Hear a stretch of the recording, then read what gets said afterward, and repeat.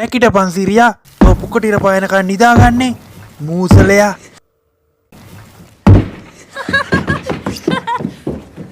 අම්බෝ පළය මූසලය ඇතුළට.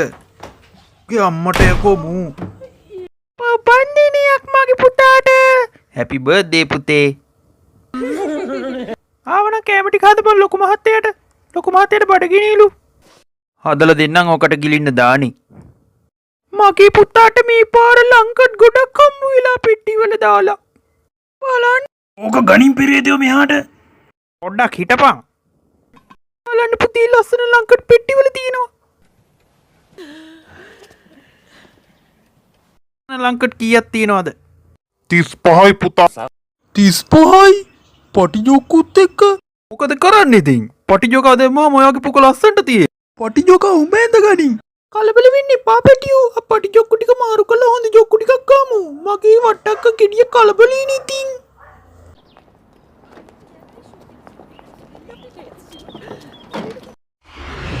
මට උඩු තව ටිකෙන් ඔළුව ගලවලා අතේ තමයි අරයි යන්න වෙන්නේ. අම්මට සිරි මේ මොකද මේ වෙන්නේ? අම්මි.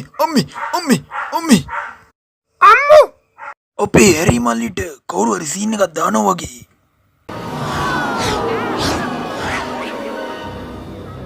අප්පට සිරි විමලේ එහා පැත්තේ නම් මතුරුනව නේද? මේ බලන්නකෝ. පුඤ්ඤේ මේ බලන්න එහා පැත්තේ නම් විමලේ මතුරුන විදිය. එහෙමද? මම හිතුවේ පණු බෙහෙත් බීලා නැහැ කියලා. පොඩ්ඩක් හිටපන්කම විමලයට කරන්න.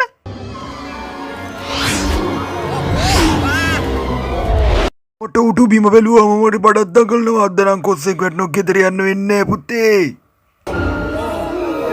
තිරිසේනේ අතෝ බිමට වැටියන්.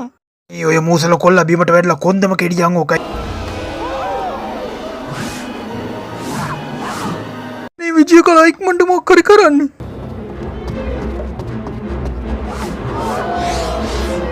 අනාරුණ කටුස්සා.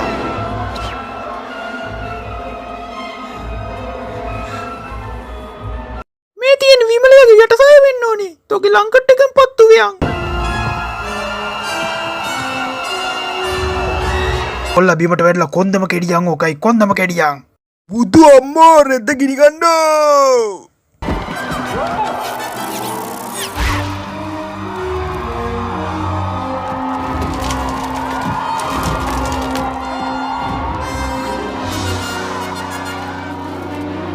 අඬවන්නේ අඩි අප්පා යන්න තම්බි.